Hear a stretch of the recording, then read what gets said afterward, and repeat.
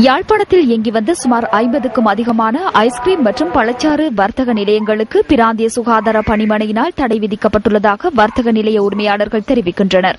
யாழ்ப்பாணத்தில் விற்பனை செய்யப்படுகின்ற ஐஸ்கிரீம் மற்றும் பழச்சாறு நுகர்வுக்கு உகந்ததாக இல்லை என தெரிவித்தே இந்த தடை பிறப்பிக்கப்பட்டுள்ளதாக வர்த்தகர்கள் தெரிவிக்கின்றனர். எனினும் யாழ் குடாநாட்டில் விற்பனை செய்யப்படுகின்ற ஐஸ்கிரீம் மற்றும் குளிர்பானங்கள் பாவனைக்கு உகந்தவை என தெரிவித்து இதற்கு முன்னர் தமக்கு தரச்சான்றிதழ் வழங்கப்பட்டுள்ளதாக வர்த்தக நிலைய உரிமையாளர்கள் குறிப்பிடுகின்றனர். சுகாதார வைத்திய அதிகாரிகளால் பார்வையிடப்பட்டு பொது சுகாதார பரிசோதகரால் தணிக்கை செய்யப்பட்டு முறையான அனுமதி வழங்கப்பட்ட பின்பே இந்த 58 நிறுவனங்களும் இயங்கி வந்தது. ஆகவே ஒன்றில் அவர்கள் மூடியது சரியென்றால் அவர்கள் எங்களுக்கு வழங்கிய அனுமதி பத்திரம், அனுமதி என்பது தவறு.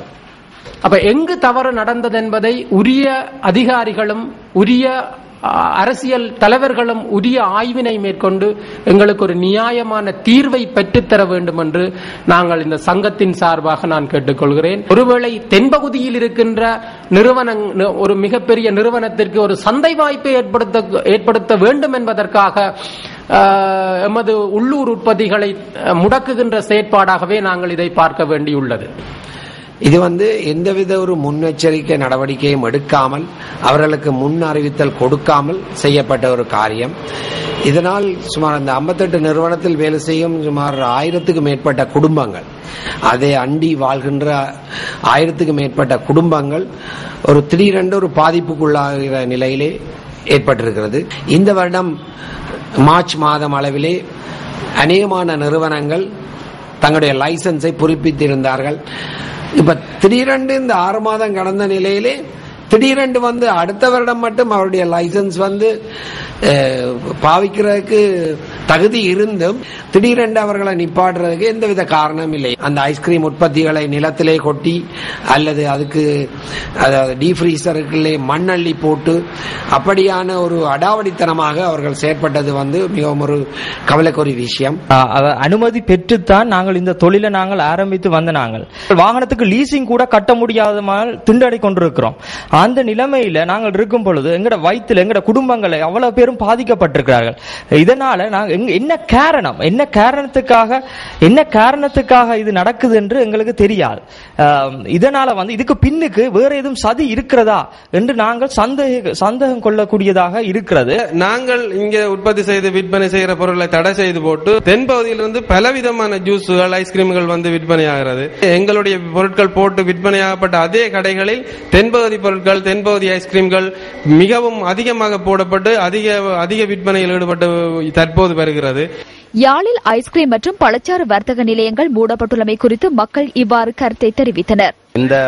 இந்த ஜூஸ், ஐஸ்கிரீம் போன்றவற்றை தற்போது தடை செய்திருப்பது மிகவும் வரவேற்கத்தக்கதுக்குரியது. தொடர்ந்து எங்கள் உள்ளூர் உற்பத்தியாளர்கள் வரவேற்கப்பட வேண்டியவர்கள். ஒரு வெளியூர் உற்பத்தியை கொண்டு திணிப்பதற்காக அரசியல் உள்நோக்கம் கொண்டதாக இருப்பின் அதை தடை செய்து நம்முடைய உள்ளூர் உற்பத்தியாளர்கள் பயன்பெறத்தக்கதாக இந்த செயல்பாடுகள் அமைய வேண்டும் என்று வடக்கு மாகாண சபையும் இலங்கை அரசாங்கத்தையும் நாம் கேட்டுக்கொள்கின்றோம். ஐஸ்கிரீம் மற்றும் பழச்சாறு விற்பனை நிலையங்கள் மூடப்பட்ட விவகாரம் தொடர்பில் அறிந்து கொள்வதற்காக வடமாகாண சுகாதார பணிமனையின் பணிப்பாளரை தொடர்பு கொள்வதற்கு நாம் பல தடவைகள் முயற்சித்த போதிலும் அது கைகூடவில்லை. இந்த விடயம் தொடர்பில் வடமாகாண சுகாதார அமைச்சரிடம் நாம் வினவினோம். மலசல கூடங்களுக்கு அருகிலுள்ள கிணறுகளில் இருந்து பெற்றுக்கொள்ளும் அசுத்தமான நீரின் மூலமே பெரும்பாலான நிறுவனங்கள் ஐஸ்கிரீம் மற்றும் பழச்சாறுகள் தயாரிக்கின்றமையினால் சுகாதார பிரச்சினைகள் ஏற்படுவதற்கான வாய்ப்புகள் காணப்படுவதாக வடமாகாண சுகாதார அமைச்சர் ப. சத்தியலிங்கம் தெரிவித்தார்.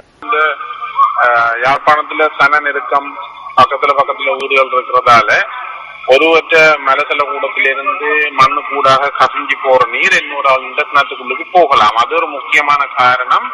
இந்த கிணறுகள், இந்த தண்ணி அசுத்தமடைவதற்கு ஒரு முக்கியமான காரணம். இன்னொரு மிகவும் முக்கியமான காரணம் என்னென்றால் யாழ்ப்பாணத்தில ஒரு ஒழுங்கமைக்கப்பட்ட கழிவு பொருட்களை அந்த ஸ்டோரேஜ் சிஸ்டம் என்று சொல்றது, அந்த ஸ்டோரேஜ் சிஸ்டம் யாழ்ப்பாணத்துல இதுவரையில இல்லை. இப்பதான் செய்யறதுக்கு ஆயத்தங்கள் நடக்குது. அந்த செக் பண்ண தண்ணியில கிருமி தொட்டு இருக்கிறதாக ஆய்வு கூடங்களால அறியப்படுத்தப்பட்டிருந்தது.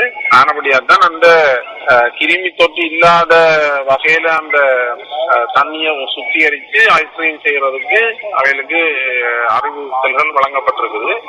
அது செய்யறதுக்கு சிறிது காலம் தேவைப்படுறதாலதான் அந்த கடைகள் பூட்டப்பட்டு அந்த நான் சொன்ன மாதிரி கிருமி தொற்று இல்லாத தண்ணியை உற்பத்தி செய்யக்கூடிய வழிவகைகள் செய்த பிறகு அவைகள் தொடர்ந்து மீண்டும் ஐஸ்கிரீம் உற்பத்தியை செய்யலாம்.